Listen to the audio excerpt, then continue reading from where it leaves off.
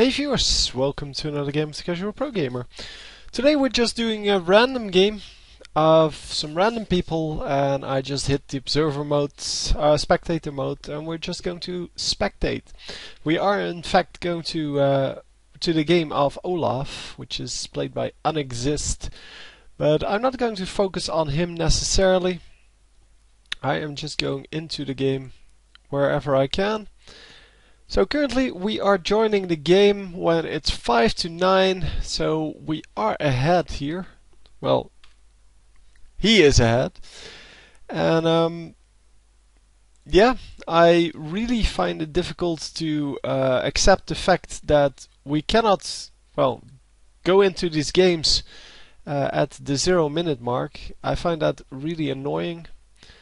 But yeah, that's the way it is at the moment. I think that's the one thing they will increase, well, they will change in the future, because that is the big disadvantage of this replay system.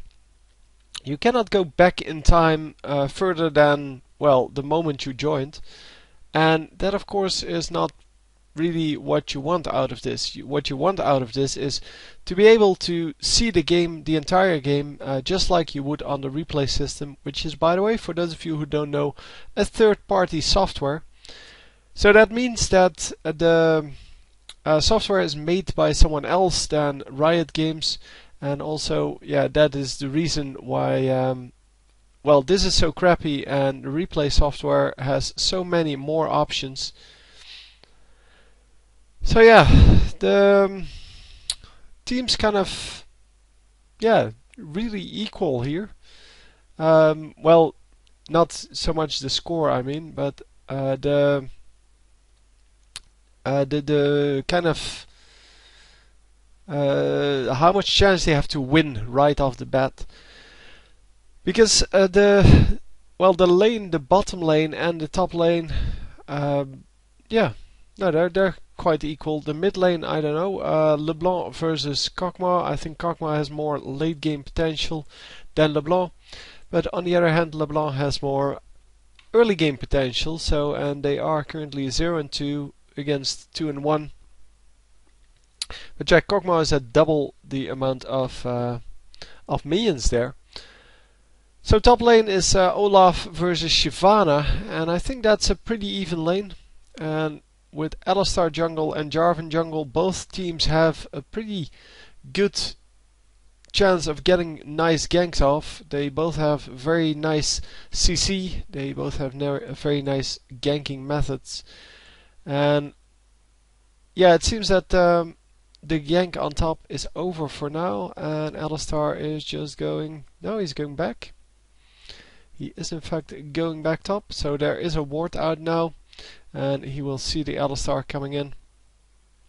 Oh, hits him with his axe. That's excellent. And yeah, he will know that Alistar is still there, and he does indeed spot him. Disrupt the the recall, and yeah, now he sees him running back. That's unfortunate, because yeah, LeBlanc was coming in to snipe that kill, and she can snipe the kill on Alistar pretty easily. He has no magic resist. Well, he has 40 magic resist, which doesn't do a whole lot. Yeah, the Alistar now coming in, and Olaf just going to walk out. No problem. So meantime, in the bottom lane, we see that, yeah, this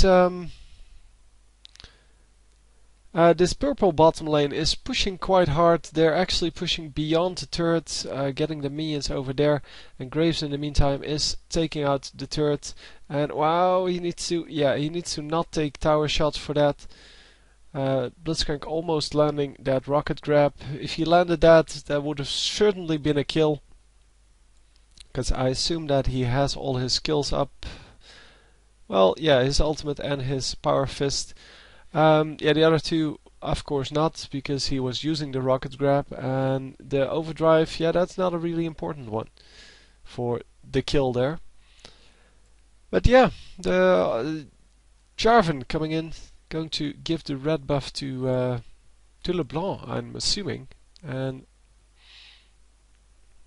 she is not yet going there. And oh, he's just taking it himself. Okay, that is very unusual, to say the least. Yeah, LeBlanc actually building 3 Doran's rings to get the mana regen she needs, but yeah, she really could do with the cooldown reduction. Top lane, meanwhile, yeah, a little bit of damage going off on both of them, but no real problems. Baron just spawned, but yeah, there's no real reason to go for that. Or no, yeah, nobody's going to go for that for a little bit. I mean, it's pretty even. There's 200 gold between the teams, and yeah, that is not going to trigger them to go into the Baron really early on. Obviously, you need some kills. You need an a more powerful team than the enemies to deal with that or to get that. And yeah, there is a ward in this brush. They apparently don't know that, but this Alistar is going to waste his time quite a bit trying to gank here. He is going to recall now, and yeah, let's review that. So yeah, this is not a smart fight for the, what's her name? Shyvana. But yeah, she knew that, so she tried to get out, but yeah, failed. Not a whole lot else to say. Jarvan picking up a nice kill there. It's definitely good to have those kind of easy kills on your side. And in the meantime, we see the mid turret taking a lot of damage from Kog'Maw here. Kog'Maw not really the best tower pusher when he goes AP, but still, he can get a lot of things done. He is definitely a good AP carry, although he is not like the best. And Alistar coming up. There is no ward here, so might actually be able to get something done. The ward being replaced, and yeah, they have plenty of vision around Baron. No vision around Dragon though, because there is a pink ward from the enemy team. And bottom lane, yeah, getting the kill. Just, I'm assuming a gank here. Yeah, Alistar coming in, headbutt coming in, and yeah, that is enough to get a lot of damage done. Unfortunately, he doesn't have the large amount of mana that he would need for a decent shield. He got a few hundred hit points off of that because he was still high mana, but yeah, not really high enough to get something done. So this is about 1700 ELO game, by the way. I'm assuming a ranked game, because this guy virtually always plays ranked.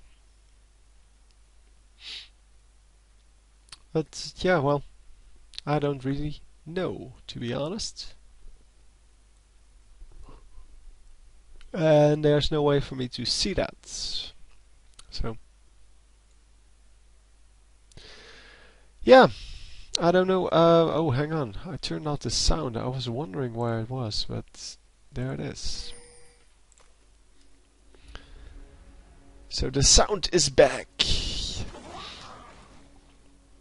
Yeah, I turned off the sound because I was actually playing a game earlier and I didn't want the sound on. I just wanted to listen to some other crap on the background. And with the music on, that is obviously very distracting.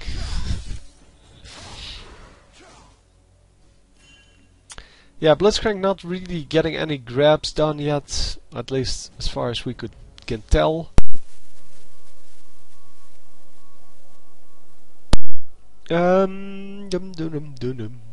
he has 5 assists and 2 kills, so I'm assuming he did have some grabs land. Yeah, this Vayne is going to ruin their day in the end game. How far along is she? She has...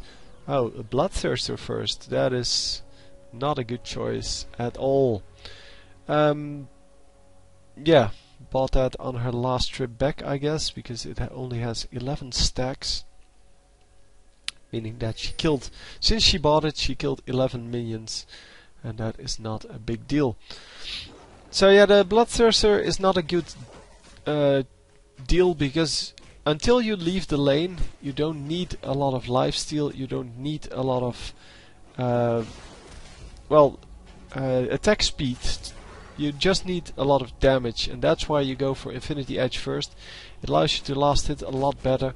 It also allows you to harass a lot more, because at this moment she has 238 attack damage, and oh, this guy really doesn't have anything yet. He hasn't completed any items yet, and that is because he's at 30 minions less, and that of course makes a big difference. 30 minions is about 2 kills, and since Vayne is already a kill ahead, yeah, he is missing about 900 gold there. And we see a little bit of lag coming in, which is not a really big deal, but it is a little bit annoying. Let's hope it actually clears up. Come on. Yep, there we go. Well, we can also use the directed camera for once, because I always use the manual camera because it's just so much more useful. And let's just see how that works. Yeah, I tried it out earlier, directed camera. D. So now I'm supposed to not do anything. They're supposed to show me everything that happens. So a kill on Nunu traded for a kill on Graves. Top lane, yeah, getting a little bit of damage done here. But yeah.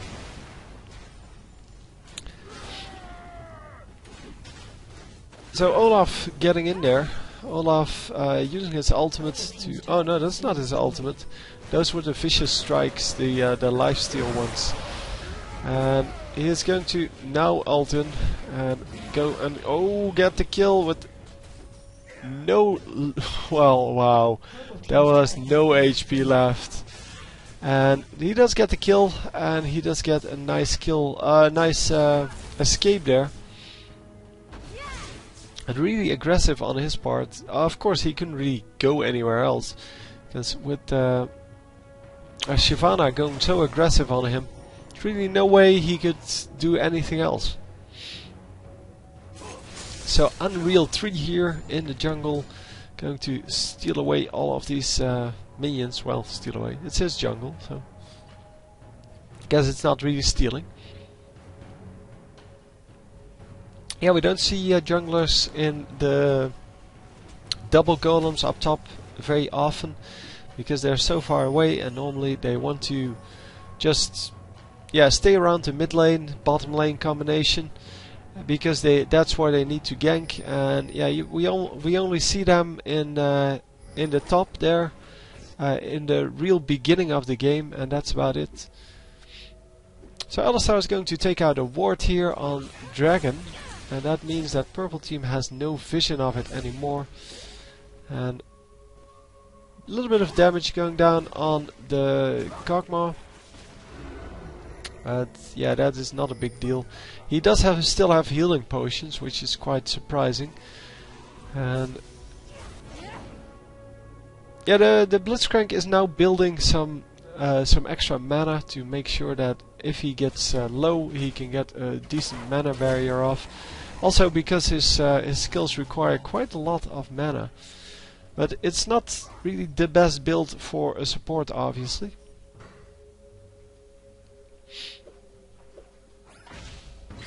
Oh, nice grab there, but he's not supported by anyone, so he needs to just do the damage on his own, and obviously not able to do that. Again coming in here from Jarvan, but Jarvan is really far away, so is not able to follow that up. And then they are going to go onto this Kog'Maw, but yeah, not really landing enough skills. But Jarvan is there to save the day. He is going to finish off that kill with the help of LeBlanc. She does not have to jump away.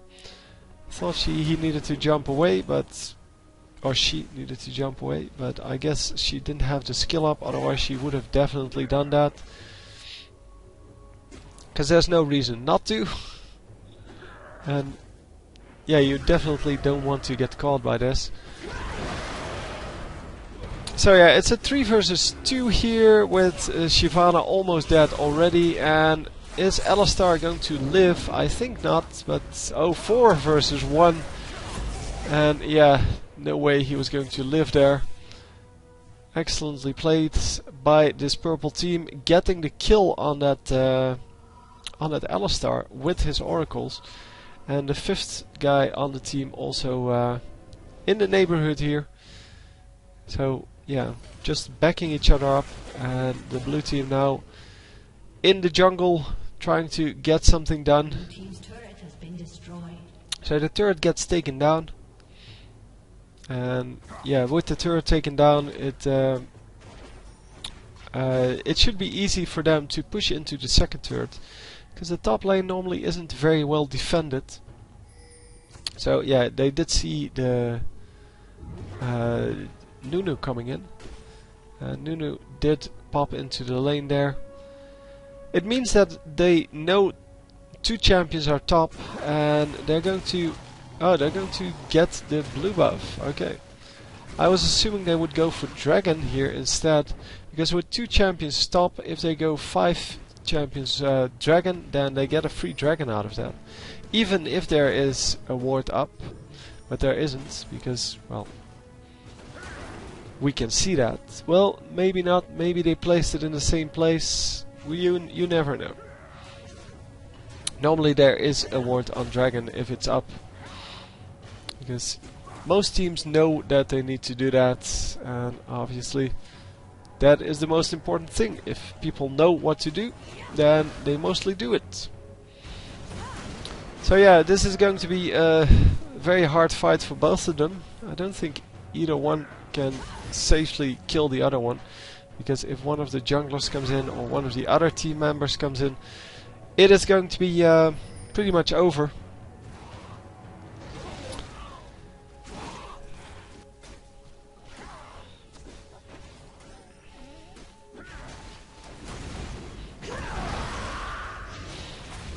Yeah, there comes a jungler, and as I said, that is going to change this whole fight. So getting out of here, and even Kog'Maw coming in, but Kog'Maw cannot really follow this.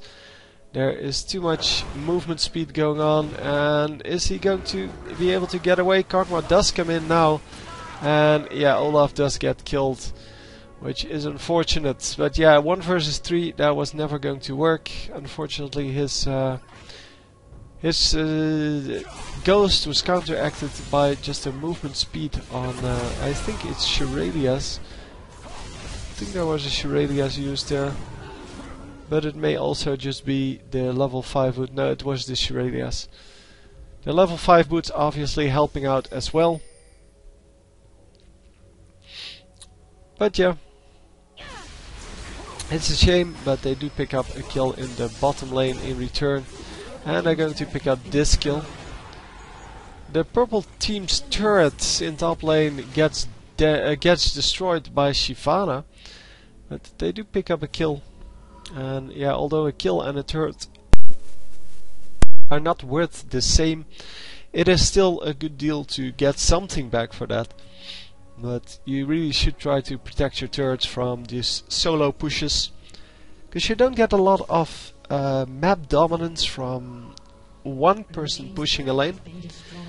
So if the Shyvana pushes the lane, the purple team does not get a lot of map dominance on the rest of the map. If they push the lane with 2 champions, of course that's a different story, because then you have a potential 3 versus 5 fight at, for example, Dragon, and yeah, that of course makes it a whole lot different. So we're switching back to mid lane, where someone is just farming it up. There is a gank coming in, and yeah, that's not going to result in anything. So Kog'Maw getting a little bit of damage done on Blitzcrank and LeBlanc. LeBlanc actually getting damage for quite a bit there. She's not out of the fight, but she is low enough to make it risky. So both of the AD carries getting a kill there. And yeah, that means that only Vayne is still alive. So one AD carry, that means that the blue team is probably going to win this fight. By the way, the beauty of this this game is that I have no idea who is going to win. Because normally people send me games where they do very, very well, and this is just a random game. I mean, this is just a game of someone playing this game, and so playing League of Legends, and it might go either way. Currently, we are still, well, exactly at the same amount of gold. Both teams, yeah, at the exact same amount, and that means that they should be about equal in damage potential, because as I said in the earlier in this commentary, both teams are pretty much equal. It is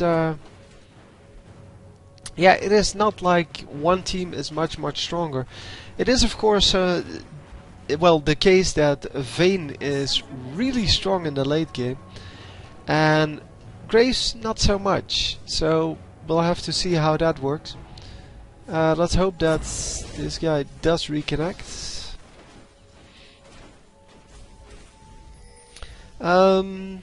Yeah, for the rest, yeah, well, you can see the items for yourself. There is not a huge difference in between, for example, the AD carries. Both of them have Infinity Edge now. One of them has Bloodthirster, one of them has the Phantom Dancer, and yeah, Graves therefore should do more damage in team fights than Vayne, but Vayne will be better 1 versus 1. On the other hand, he does have the Zeal, so that makes up for some of that well, lack of Phantom Dancer. So Blitzcrank just running around, taking some damage and scouting around, I guess. He does have some wards left, if I saw that correctly. No, I didn't see that correctly apparently, or I just placed his last one. And Graves getting caught, and this is exactly what the blue team needed, because now they will be able to push a lane or get a Baron even. And they did ping the Baron, the enemy team, so the purple team did ping the mid lane. And yeah, they may actually, so the blue team may be able to do Baron just off of that kill. There is no reason not to, because Graves is the one that does the damage normally. Well, Graves is the AD carry, and the AD carries are the ones that are most scary in the team fights. Although the AP carries can normally nuke down at least one of the enemy champions. But they still have Olaf, they still have the Blitzcrank, and Blitzcrank can help them pick off one enemy champion as well. And if they pick off the Vayne right away, then obviously everything will be back to equal. So yeah, although the purple team is far ahead in kills, they are actually behind in gold. So that must mean that the dragons are in the advantage the blue team took most of the dragons. Unfortunately, there is no dragon counter, so we cannot see how many dragons were taken by each team. But yeah, we have to conclude something like that from the amount of kills and amount of gold. Obviously, it can also be the amount of minions, but I don't think there's a real big difference there. There is a difference. Oh, there is actually, yeah, there is a big difference there. Kog'Maw has 244, Vayne has 272. There is no counter to that. 228 the maximum on the purple team, and yeah, LeBlanc is about half, has about half the minions that Kog'Maw has. So the Baron goes to the blue team, and they are going to pick up the dragon now without any problem. They do lose one of the turrets because the blue team got a turret kill. But that's not a really good trade versus the Baron. And we are just going to have to see whether they can actually pull this back, because now obviously the blue team has an advantage. And they will be saying in the chat, yeah, I think we can win this. But obviously they are ahead, so of course they can win this. And yeah, you can see from these things that it is really important to go for those dragons. And even though some of the pro teams, and in specific CLG, does not value the dragon that high anymore in the early game, they decided to go for other objectives such as turrets, where when the enemy team goes for the dragon. But in the late game it still matters. If you get 3 dragons and the enemy doesn't get any, then you're going to be 3000 gold ahead from just that. And 3000 gold is something like 6 kills, so you can see how that affects the game. And yeah, the same goes for Baron, but Baron is a more obvious one. Nobody undervalues Baron. Nobody says, well, we can just let them have Baron and we will get a turret instead. No, Baron is really the most high price target on the map by far. The Baron buff will give you such a huge boost that you should be able to make a whole lot of money on that. And Graves once again getting caught, but is he going to get out? No, he is not going to get out. No heal on him, and Jarvan still has his ultimate, but is not going to be able to use that. The whole blue team full health, they got 2 kills there, and they are going to be able to push in here. They're going to destroy this turret and this inhibitor, and they are going to push in. Wow, what kind of flash was that? I don't know. They're going to push in, get these Nexus turrets, and get the Nexus, because there is no way that they're not going to grab this Nexus at this point. Olaf's going to do one last, well, last ditch effort to get something done. And actually, yeah, they get killed, and there goes the Nexus. So anyway, that was just an experiment with the directed camera, as well as, yeah, just in general a random game. So anyhow, I hope you enjoyed, and I will see you next time. GG.